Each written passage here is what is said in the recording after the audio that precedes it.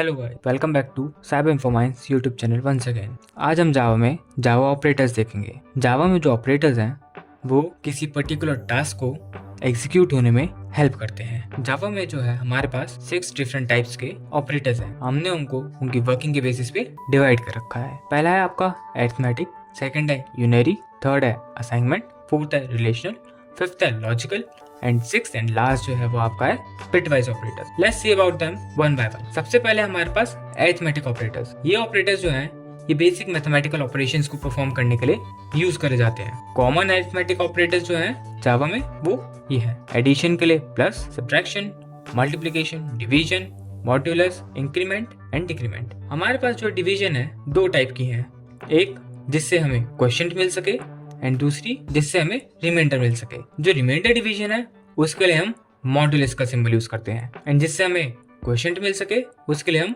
Division symbol का use करते हैं। इंक्रीमेंट और डिक्रीमेंट ऑपरेटर्स जो हैं वो किसी भी पर्टिकुलर वैल्यू को एक एक करके इंक्रीज करने का या फिर एक एक करके डिक्रीज करने के लिए यूज करे जाते हैं। इसके बाद है हमारे पास लॉजिकल ऑपरेटर्स। लॉजिकल ऑपरेटर्स जो हैं वो बुलियन एक्सप्रेशंस के लिए यूज करे जाते हैं। बुलियन एक्सप्रेशंस यानी कि ट्रू और फॉल्स, जैसा आपने लास्ट वीडियो में देखा था। यदि अगर आपको नहीं पता हो बुलियन क्या है तो आप लास्ट वीडियो को रेफर कर सकते हैं। एंड यानी कि जब दोनों ऑपरेंड्स की वैल्यू सेम हो और जब किसी भी एक ऑपरेंड की वैल्यू ट्रू हो। नॉट जब हमें किसी पर्टिकुलर लॉजिक स्टेट की वैल्यू रिवर्स करनी हो। अब है हमारे पास रिलेशनल ऑपरेटर्स। रिलेशनल ऑपरेटर्स जो हैं वो वैल्यू को कंपेयर करने के लिए यूज करे जाते हैं और एक बुलियन रिजल्ट को रिटर्न करते हैं। इक्वल्स टू, जब हमें चेक करना हो कि दो वैल्यूज इक्वल हैं या नहीं तो हम 2 बार इक्वल्स टू का यूज करते हैं। हमें चेक करना हो कि दो वैल्यूज इक्वल हैं या नहीं, अगर नहीं इक्वल हैं वो चेक करना हो तो हम एक्सक्लेमेटरी मार्क के साथ एक इक्वल्स टू का यूज करते हैं। ग्रेटर देन के लिए ग्रेटर देन का, लेस देन के लिए लेस देन का and greater than equal to के लिए ग्रेटर देन इक्वल्स टू का, लेस देन इक्वल्स टू के लिए लेस देन इक्वल्स टू का। ये सारे सिंबल्स हम यूज करते हैं रिलेशन डिफाइन करने के लिए। आप जैसे एग्जांपल्स भी देख सकते हैं इसमें। अगला है हमारे पास बिटवाइज ऑपरेटर्स जो है वो दोनों ऑपरेंड्स की बिट्स पे वर्क करते हैं, इंडिविजुअल बिट्स पे। जैसे एंड बिटवाइज ऑपरेटर है हमारे पास, ये चेक करेगा कि अगर दोनों ऑपरेंड्स की जो बिट है अगर वो 1 है तो वो 1 रिटर्न करेगा, अदरवाइज 0। सिमिलरली और बिटवाइज ऑपरेटर ये जो है ये चेक करेगा अगर दोनों में से कोई सा भी एक 1 है तो 1 रिटर्न करेगा, पर एक का 1 होना इंपॉर्टेंट है। ऐसे ही हमारे पास और भी बिटवाइज ऑपरेटर्स हैं। असाइनमेंट ऑपरेटर्स जो हैं ये किसी भी पर्टिकुलर वेरिएबल को कुछ वैल्यूज असाइन करने के लिए यूज करे जाते हैं। कॉमन असाइनमेंट ऑपरेटर्स जो हमारे पास हैं वो हैं इंट a। जैसे आप देख सकते हैं हमने एक इंटीजर टाइप का वेरिएबल बनाया a और हम उसको 10 वैल्यू असाइन कर रहे हैं। इसको कहते हैं हम simple assignment. a plus equals to 3 इसको हम कहते हैं अरिथमेटिक असाइनमेंट ऑपरेटर्स। ये एक टाइप के असाइनमेंट के ही पार्ट होते हैं। इनमें बस हम वैल्यू को ऑटोमेटिकली इंक्रीज करने के लिए या उनकी वैल्यू को इंक्रीज या डिक्रीज जिस भी वे में हमें करना है उसके लिए हम असाइनमेंट ऑपरेटर के साथ एक अरिथमेटिक ऑपरेटर भी लगा देते हैं। Now last and it is unary operators. Unary operators जो हैं ये एक सिंगल ऑपरेंड पे वर्क करते हैं।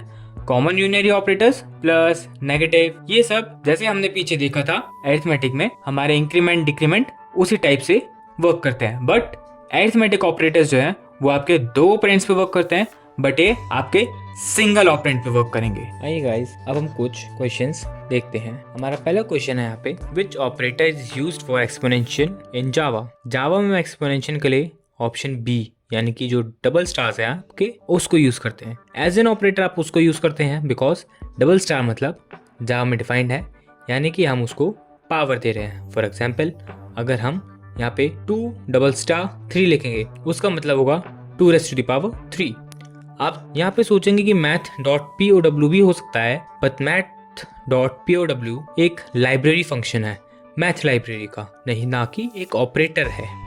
सेकेंड क्वेश्चन आपका, what is the output of 5 and 3। यहाँ पे आपका बिटवाइज एडिशन लगेगा जो आपको बिटवाइज ऐड करके आपका आंसर 1 रिटर्न करेगा।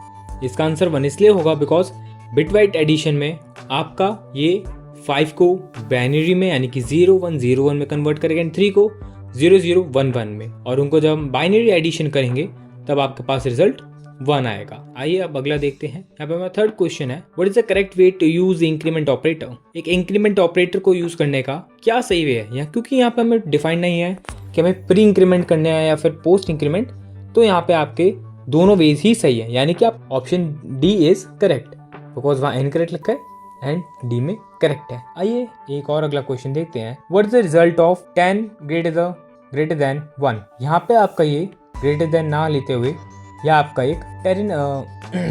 या आपका राइट शिफ्ट ऑपरेटर है बाइनरी अरिथमेटिक का। यहाँ पे आपका 10 जो है वो बाइनरी डिजिट शो कर रहा है एंड 1 जो है आपका वो शो कर रहा है कि उसको कितनी प्लेस से शिफ्ट करना है, कौन सी साइड, राइट साइड। तो यानी कि 10 को अगर आप बाइनरी में लिखेंगे तो आता है 1010, उसको एक डिजिट से शिफ्ट करना है तो आपका आंसर बनेगा 0101। इसके बाद 0101 जो है आपका वो 5 होता है, तो इसका करेक्ट आंसर है ऑप्शन ए 5। आइए एक आखिरी और देखते हैं आप।